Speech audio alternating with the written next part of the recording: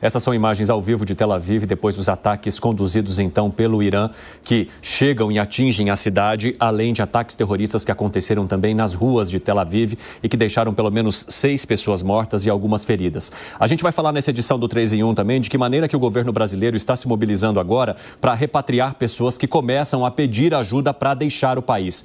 Pelo menos 3 mil brasileiros já pediram socorro à Força Aérea Brasileira para que possam voltar ao Brasil. Amanhã deve decolar o primeiro avião da Força Aérea Brasileira, segundo a própria FAB, para resgatar cerca de 220 pessoas que então querem deixar o Líbano depois da escalada do conflito que agora atinge Israel, o grupo terrorista Hamas na faixa de Gaza e que envolve também Líbano e, logicamente, o Irã, que é quem fornece e auxilia na estrutura desses grupos terroristas e que agora conduz, de fato, um ataque contra Israel, como o próprio país havia ameaçado dias atrás e ao longo do fim de semana também, depois da morte de líderes do Hezbollah e de outros líderes também do Hamas que foram exterminados ao longo da operação conduzida por Israel desde aquele ataque de outubro do ano passado. Nós estamos ao vivo aqui com os nossos comentaristas, Alan Gani, Fábio Piperno, Gustavo Segré, José Maria Trindade, mas antes de chamar o comentário, a gente quer conversar também com o Luca Bassani, que está trazendo todas as informações sobre a escalada desse conflito. Daqui a pouco o Luca vai entrar conosco e, enquanto isso, a gente vai trazendo para você a contextualização desse dia de hoje em que vários ataques atingem a região norte de Israel, atingem Tel Aviv e também com mais pessoas em ataques feitos ali nas ruas e com alertas, sirenes tocando e uma orientação para a população israelense que se mantenha totalmente protegida, seja das bombas e foguetes, seja de possíveis ataques terroristas que aconteçam por terra. Alan Gani, a gente trouxe muito dessa previsão aqui no nosso 3 em 1, da maneira como o Irã se envolveria nesse conflito. Como é que você avalia esse dia de hoje? Seja muito bem-vindo.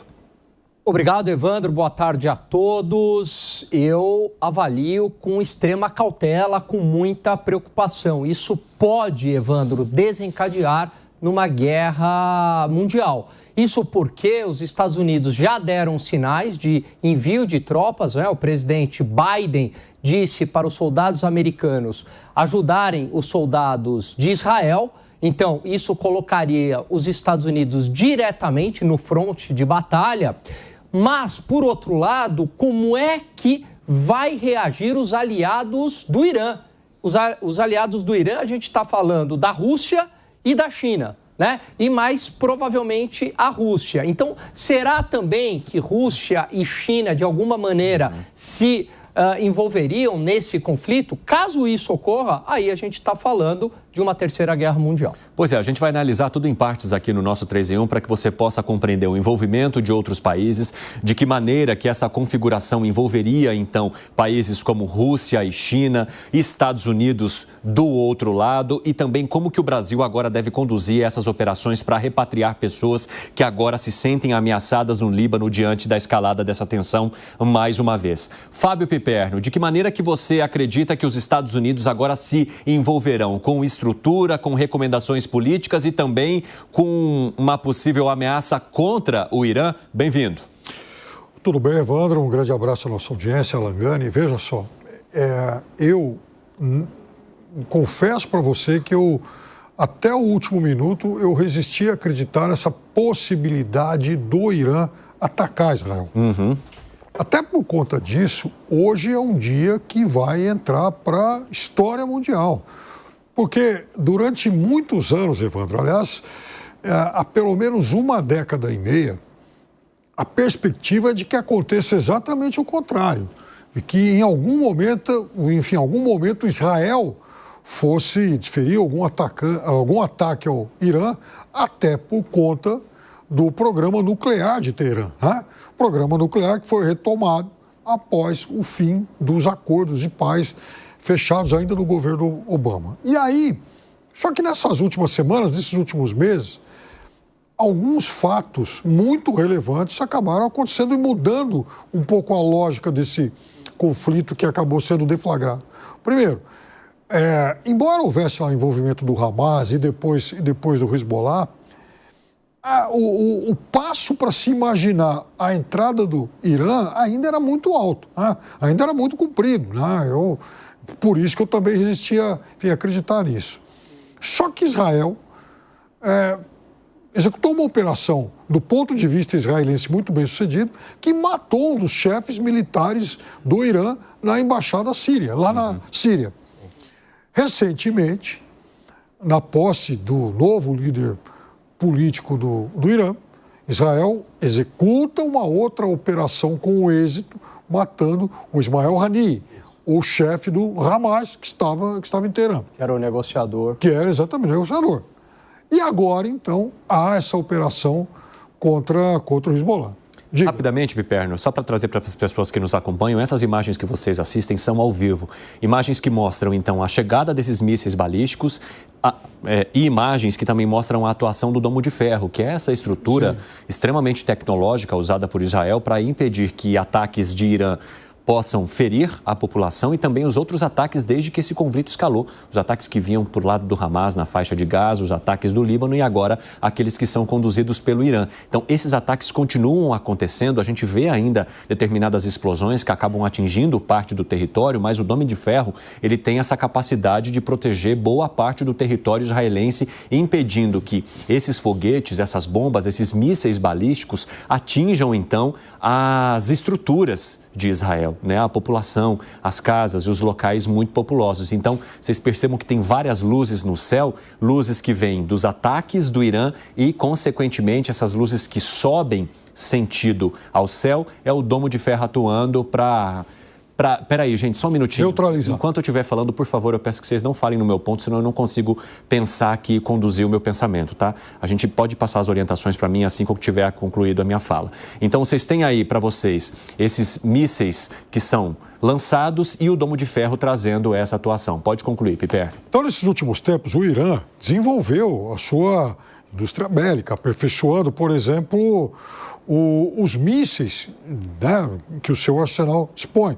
Então, o Irã, hoje, ele se tornou um importante fabricante de mísseis de curto e de médio alcance. O Irã ainda não tem, por exemplo, um míssil para atingir a Europa, mas ele tem um míssil para atingir, por exemplo, Jerusalém. E drones isso é muito preocupante. Drone, então, o Irã é um grande exportador e é quem abastece a Rússia. Vejam só o tamanho da encrenca. E aí as pessoas perguntam por que o Irã tem tanta ligação, por exemplo, com o Hezbollah e o Hamas.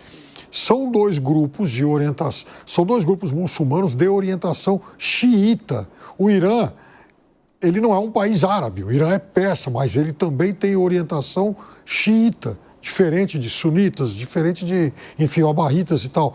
Ele é xiita. Então, o Hezbollah, quando foi constituído, ele tinha como inspiração Ayatollah Khomeini, que foi o líder da Revolução Islâmica de 1979.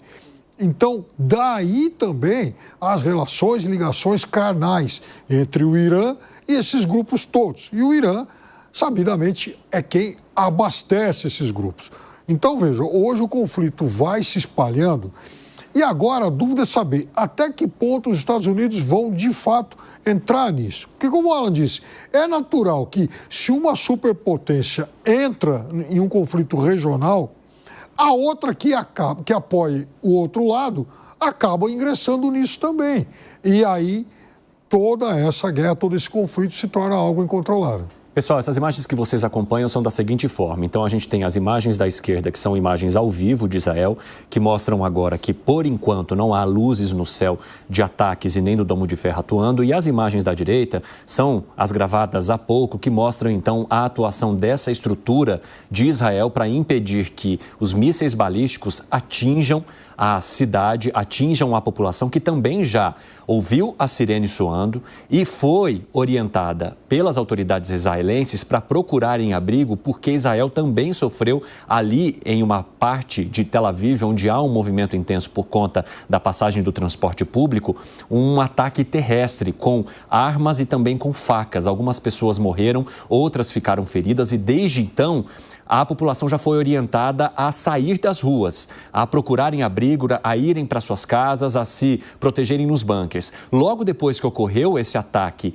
numa das ruas de Tel Aviv, começou então o ataque aéreo que foi conduzido pelo Irã. E aí as sirenes já começaram a tocar e, como vocês sabem, né, diante de uma região que tem uma escalada de tensão constante e principalmente depois dos ataques que foram feitos pelo grupo terrorista Hamas desde outubro do ano passado, as pessoas estão extremamente em alerta com a possibilidade de novas sirenes. Então, a qualquer momento que a sirene toca, quando as regiões são as mais atingidas, elas têm segundos para procurar os locais de proteção. Em outras regiões do país, onde as sirenes possam tocar, mas são áreas em que os ataques não estejam acontecendo naquele momento, mas como uma forma de prevenir que algo pior, né, venha a acontecer, aí as pessoas têm um tempo maior. Mas provavelmente em Tel Aviv são questões de segundos para que elas possam então buscar essa proteção.